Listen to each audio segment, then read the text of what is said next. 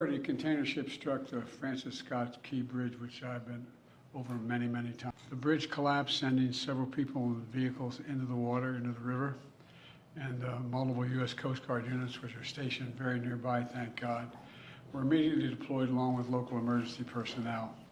And the Coast Guard is leading the response to the port, where representatives from the Federal Highway Administration, the FBI, the Department of Transportation, the Army Corps of Engineers, as well as Maryland officials and Baltimore Police and Fire, are all working together to coordinate an emergency response.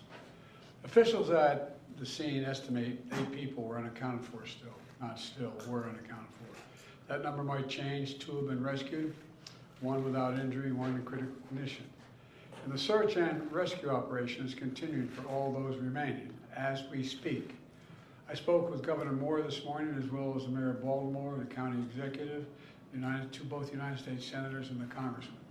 And my Secretary of Transportation is on the scene. I told them we're going to send all the federal resources they need as we respond to this emergency. And I mean all the federal resources. And we're going to rebuild that port together. Everything so far indicates that this was a terrible accident. At this time, we have no other indication, no other reason to believe there's any intentional act here.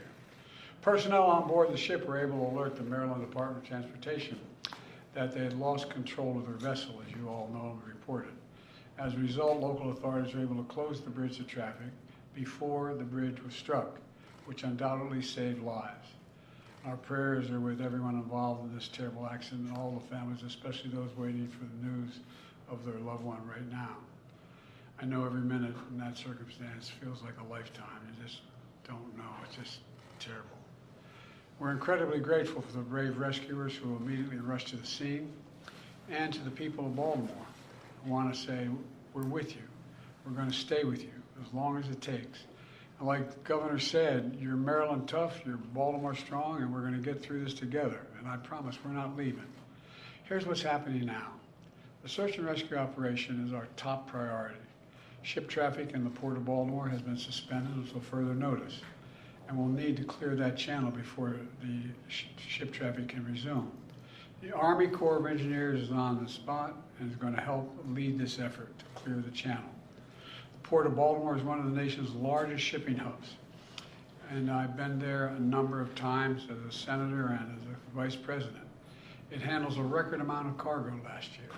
It's also the top port in America for both imports and exports of automobiles and light trucks.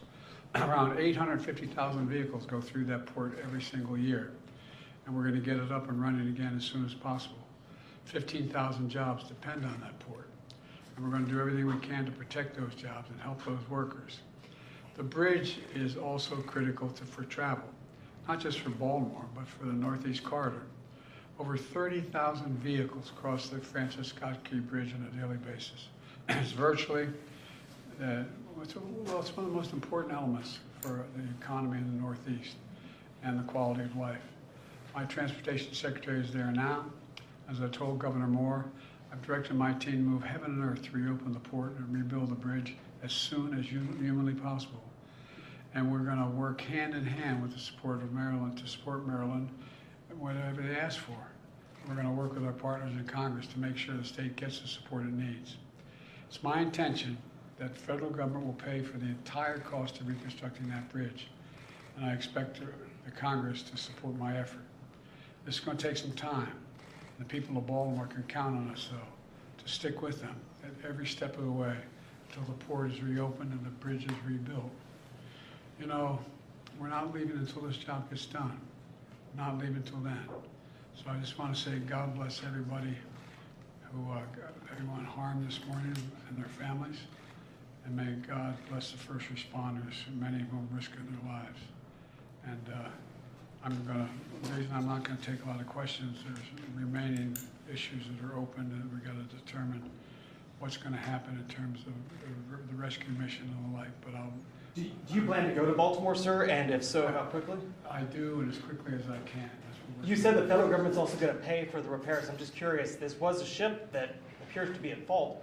Is there any reason to believe that the company behind the ship should be held responsible? And then also, you mentioned... That could be, but we're not going to wait for that to happen. We're going to pay for it to get the bridge rebuilt and opened. What did you make of Israel's decision not to attend this meeting this week?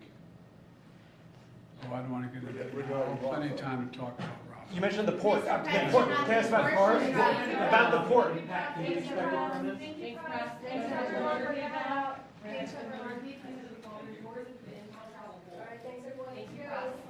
you. All right. Inbound travel pool, we can gather the common doors right now. Thank you guys.